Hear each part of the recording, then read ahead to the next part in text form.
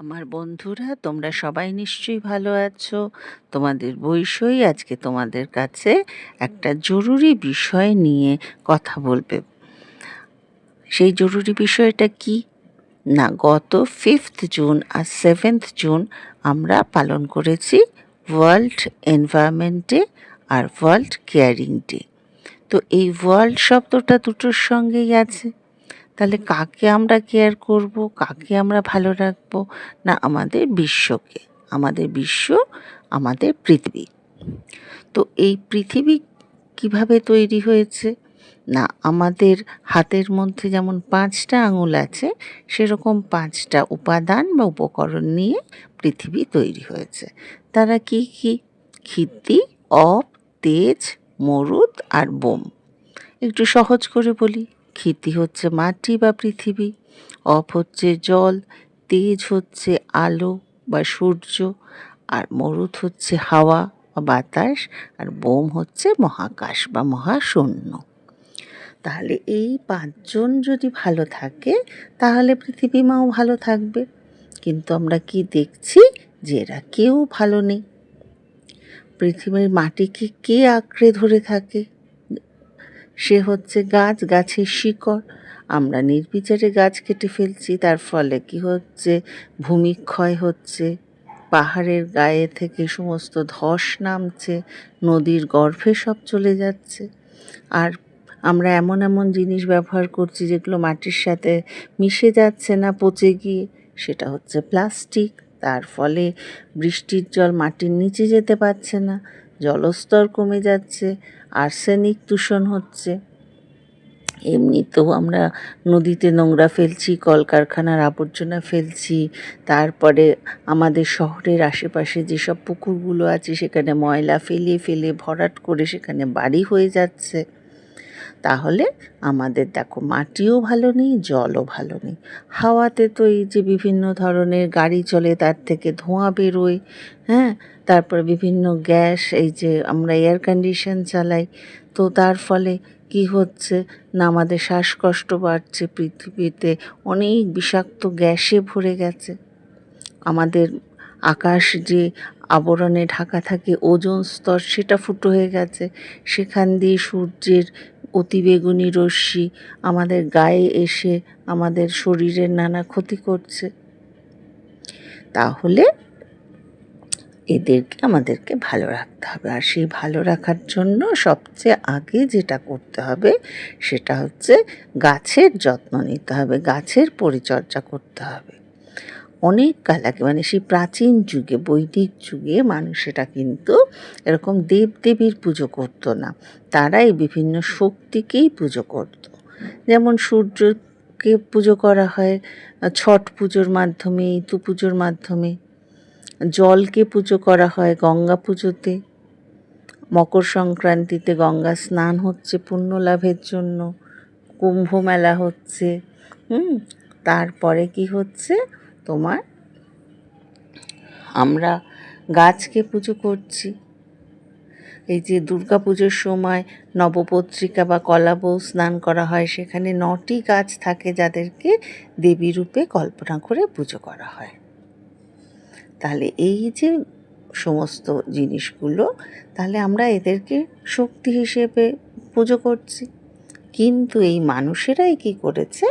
এদের নানা ক্ষতি করছে। গাছ কেটে ফেলছে শহর বানাবে বলে, রাস্তা বানাবে বলে, ইচ্ছে মতন নিজের বাড়ির সৌন্দর্য বাড়াবার জন্য। আর কি হচ্ছে আমরা জানি, আচার্য জগদীশচন্দ্র বসু বলে গেছেন যে গাছের প্রাণ আছে, অনুভূতি আছে।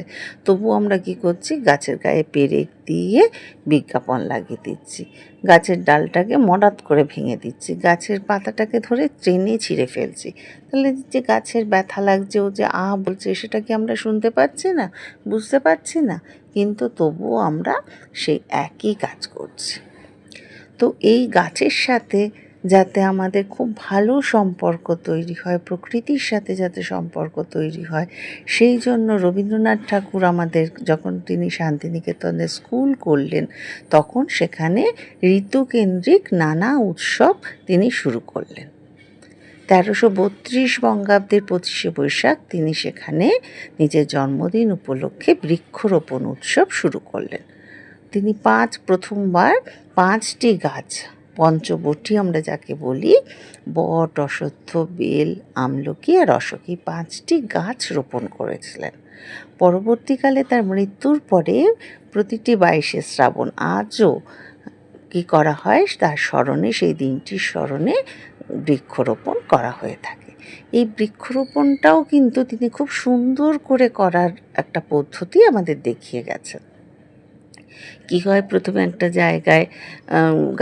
জায়গাটা পরিষ্কার করে সেখানে আলপনা দেওয়া হয়, মাটি খুঁড়ে বৃক্ষরোপণের উপযুক্ত করা হয়। তারপরে একটি গাছকে, যেটিকে রোপণ করা হবে, তাকে শোভাযাত্রা সহকারে চতুর্দোলায় বসিয়ে 4জন বেহারা সেই গাছটিকে নিয়ে আসে। তার সামনে আর পেছনে ছত্রধর থাকে, আর শোভাযাত্রার সামনে 5 কন্যা আর 5টি পুত্র থাকে। তারা হচ্ছে এই পঞ্চভূতের প্রতীক। তাদের হাতে থাকে মাটির ঢেলা, জলের পাত্র, ধূপ বা প্রদীপ, হাত পাখা এবং শঙ্খধ্বনি তারা করে। তারা সেখানটা নিয়ে এলে সেই রোপণের জায়গায় বিশ্বভারতীর উপাচার্য তিনি গাছটি রোপণ করেন। সেখানে বৈদিক মন্ত্র পাঠ করা হয়, গান গাওয়া হয়, তারপরে সেখানে মাটি জল দেওয়া হয়, প্রদীপ দিয়ে আরতি করা হয়, পাখা দিয়ে বাতাস করা হয় এবং শঙ্খধ্বনি করা হয়। তাহলে এই যে বৃক্ষ, সেই বৃক্ষকে আমাদেরকে কী করতে হবে, রক্ষা করতে হবে, বাঁচাতে হবে। বৃক্ষ যদি না থাকে তাহলে যে আমাদের কী বিপদ, সেটা আমরা ভারতবাসীরা প্রথম কখন বুঝলাম, সেই 1970 সালে। সেই সময় অলকানন্দা নদীতে এমন বন্যা হয়েছিল যে তার একটা তীরের একটা দিক পুরো ভেসে গিয়েছিল, সমস্ত গ্রাম নষ্ট হয়ে গিয়েছিল। কিন্তু আমরা এতটাই লোভী যে অন্য পাড়ের 2500 গাছ তারা কি করেছিল, সেখানকার লোকেরা নিলামে দিয়ে দিয়েছিল। নিলামে মানে অনেক লোক আসবে, যে সব থেকে বেশি দাম বলবে তাকে সেই গাছগুলো বিক্রি করা হবে। তো একটি মেয়ে সেই কথা শুনে সে দৌড়ে দৌড়ে দৌড়ে দৌড়ে সেই তাদের যে গ্রাম, রেনি গ্রাম, সেখানে গিয়ে সেখানকার যিনি সবচেয়ে বয়স্কা মহিলা ছিলেন, গৌরা দেবী, তাকে সে কথা জানালো। তিনি তক্ষুনি গ্রামের অন্যান্য মহিলাদেরকে নিয়ে দৌড়তে দৌড়তে সেখানে এসে উপস্থিত হলেন। কারণ গ্রামে তখন কোনো ছেলেরা ছিল না, তারা সবাই কাজে বেরিয়ে গিয়েছিল। তিনি তো সেই যারা গাছ কাটতে এসেছে তাদের সঙ্গে অনেক করে তাদেরকে বোঝালেন, তাদের নিষেধ করলেন, কিন্তু কিছুতেই তারা মানতে রাজি নয়। তখন তারা কি করলেন, আর উপায় না দেখে এক একজন করে বা অনেকে মিলে এক একটা গাছকে জড়িয়ে দাঁড়িয়ে রইলেন। বললেন, আমরা এই গাছকে ধরে দাঁড়িয়ে রইলাম, দেখি তোমরা কি করে কাটো। ব্যাস, তখন ওরা বাধ্য হয়ে সেখান থেকে চলে গেল। এইভাবে তারা তখন গাছকে বাঁচিয়েছিল। এই আন্দোলনকে বলা হয় চিপকো আন্দোলন। তাহলে দেখো কি ভয়াবহ অবস্থা হয়েছিল। এখনও আমরা যখন শুনতে পাই পাহাড়ি অঞ্চলে বন্যা হচ্ছে আর সমস্ত অনেক গ্রাম সমস্ত নদীগর্ভে চলে যাচ্ছে। হ্যাঁ, তো এইগুলোর জন্য আমাদের কি করতে হবে, সচেতন হতে হবে, আমাদের গাছ লাগাতে হবে। তারপরে আরেকজনের কথা বলি, আমরা গাছকে মা বন্ধু বলছি, পৃথিবীকে মা বলছি, কিন্তু তাকে বলা হয় বৃক্ষ মাতা। তিনি তুলসী গৌরাজি। তিনি থাকতেন কর্ণাটকে। সেখানকার একটি গ্রামে তিনি একজন আদিবাসী মহিলা ছিলেন। তিনি সারা জীবনে একজন মানুষ, কল্পনা করো, একজন মানুষ, তিনি 30,000 গাছ লাগিয়েছেন এবং তাকে রক্ষা করেছেন। তাহলে সে একজন মানুষ যদি 30,000 গাছ লাগিয়ে রক্ষা করতে পারে, তাহলে আমরা সবাই মিলে আমাদের পৃথিবীটাকে সুন্দর রাখতে পারবো না? গাছ লাগিয়ে তার যত্ন করতে পারবো না? এইটাই আমাদের মনে করতে হবে যে হ্যাঁ, আমরা নিশ্চয়ই পারবো। তবেই তো আমরা ভালোভাবে বাঁচতে পারবো এই পৃথিবীটার মধ্যে। এত সুন্দর, তখন রবীন্দ্রনাথ বলেছিলেন, মরিতে চাহি না আমি সুন্দর ভুবনে, মানবের মাঝে আমি বাঁচিবারে চাই। তাই জন্য সেই তুলসী গৌরাজি একদম ছোট্টবেলায় 2 বছর বয়সে তার বাবাকে হারিয়েছেন। তখন তিনি তার মায়ের সঙ্গে কর্ণাটকের বন দপ্তরের নার্সারিতে যেতেন। সেই নার্সারিতে যেতে যেতে গাছের সঙ্গে তার বন্ধুত্ব হয় এবং তিনি সমস্ত গাছকে ভালো করে চিনতেন, তাদের সাথে কথা বলতেন। এমনকি একটা বনের মধ্যে যে মাদার ট্রি থাকে, সেই মাদার ট্রিকেও তিনি চিনতে পারতেন। সেই জন্য তাকে বলা হতো এনসাইক্লোপিডিয়া অফ ফরেস্ট। তো সেই ফরেস্টে তিনি কিন্তু ৩৫ বছর ধরে দিনমজুরের কাজ করতেন, অর্থাৎ তিনি কাজে গেলে পয়সা পেতেন, না হলে পেতেন না। কিন্তু তার যে জ্ঞান, সেই জ্ঞান দেখে বড় বড় অফিসারেরা স্তম্ভিত। তারা বই পড়ে না জানতে পেরেছেন তিনি ব্যবহারিক ক্ষেত্রে সেই জ্ঞান আছে। তখন তারা তাকে বন দপ্তরে স্থায়ী চাকরি দেওয়া হলো এবং তিনি ১৫ বছর সেই কাজ করেছিলেন। তার এই কাজ দেখে, বৃক্ষের প্রতি ভালোবাসা দেখে সবাই তাকে বৃক্ষ মাতা বলতো। তখন ভারত সরকার এই মহীয়সী নারীকে সম্মান জানালেন পদ্মশ্রী পুরস্কার দিয়ে। তো তিনি যখন রাষ্ট্রপতি ভবনে পুরস্কার আনতে গেছেন, তখন কিন্তু তিনি তার সেই আদিবাসী সংস্কৃতিকে ভোলেননি। তিনি সেই ধরনেরই শাড়ি পরে, সেই রকমভাবেই শাড়ি পরে, খালি পায়ে রেড কার্পেটের উপর দিয়ে হেঁটে দৃপ্ত ভঙ্গিতে রাষ্ট্রপতি রমানাথ কোবিন্দের হাত থেকে পুরস্কার নিলেন। আর সেই সময় সেখানে উপস্থিত প্রধানমন্ত্রী, স্বরাষ্ট্রমন্ত্রী তারা উঠে দাঁড়িয়ে হাতজোড় করে তাকে নমস্কার করে সম্মান জানিয়েছিল। তাহলে একজন মানুষ যদি ৩০,০০০ গাছ রোপণ করতে পারে, তাহলে আমরাও নিশ্চয়ই সেই কাজটি করতে পারবো। তো সেই জন্য তাহলে আমাদের কি করতে হবে? আমাদের প্রত্যেকের বাড়িতে যেখানে জায়গা আছে, ব্যালকানিতে হোক, বারান্দায় হোক, গাছে হোক, বাড়ির পাশে হোক, আমাদের গাছ লাগাতে হবে, গাছের যত্ন করতে হবে। শহর এলাকায় বা গ্রামেও এখন পাম্প হয়ে গেছে, মাটি থেকে জল তোলা হচ্ছে বা কর্পোরেশনের পাইপলাইনে জল এসে যখন ওপরে ট্যাঙ্কে তোলা হচ্ছে, তখন ওভারফ্লো হয়ে গেলে সেই জল অপচয় হচ্ছে, সেটাকে বন্ধ করতে হবে। কোনো পুকুর যদি বুজিয়ে ফেলা হয়, দুষ্টু লোকেরা ময়লা ফেলে ভরে, তো সেখানে যদি বাড়ি বানাবার চেষ্টা করে, আমাদের সেই খবর জানাতে হবে, যে জায়গায় জানালে তারা সেগুলোকে আটকাবে। আর গ্রামের দিকে রাসায়নিক সারের ব্যবহার, তারপরে কীটনাশকের ব্যবহার না করে, পুকুরের জলে নোংরা না ধুয়ে আমরা আমাদের জলকে বাঁচাতে পারি।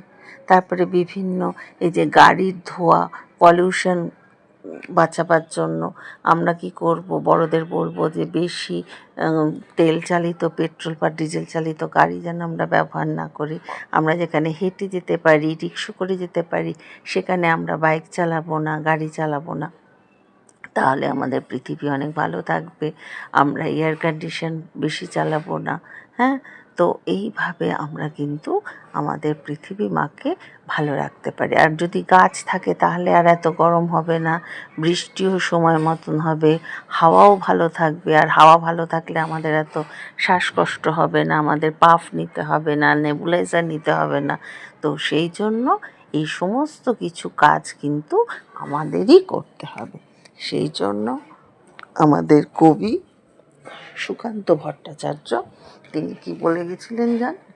তিনি বলে গিয়েছিলেন যে এই পৃথিবীকে শিশুর বাসযোগ্য করে যাব আমি, নবজাতকের কাছে এ আমার দৃঢ় অঙ্গীকার। তাহলে এই বিশ্বকে শিশুর বাসযোগ্য করে যেতে তিনিও অঙ্গীকার বা শপথ করেছিলেন।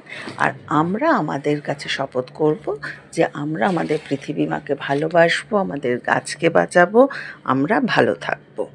তাহলে তোমাদেরকে যে কথাগুলো বললাম, সেগুলো তোমরা কিভাবে করছো আমাকে তোমরা জানিও, মেসেজের মাধ্যমে, ভয়েস মেসেজের মাধ্যমে।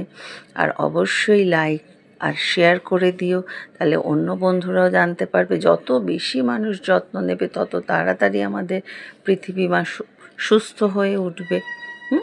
তাহলে আমরা এখন থেকে সেই কাজগুলো করব। আর যারা করছে তাদের আমরা করতে না করব, প্রতিবাদ করব। প্রতিবাদ না করলে কিন্তু কখনো অন্যায়কে বন্ধ করা যায় না। তাহলে আমরা সেই কাজটাই মন দিয়ে করব। তাহলে তোমাদের সকলের কাছে আবার আমি অনুরোধ রাখছি যে যখনই এরকম কিছু অন্যায় দেখবে সকলকে না করবে, আর আমরা এভাবেই ভালো থাকবো। টাটা।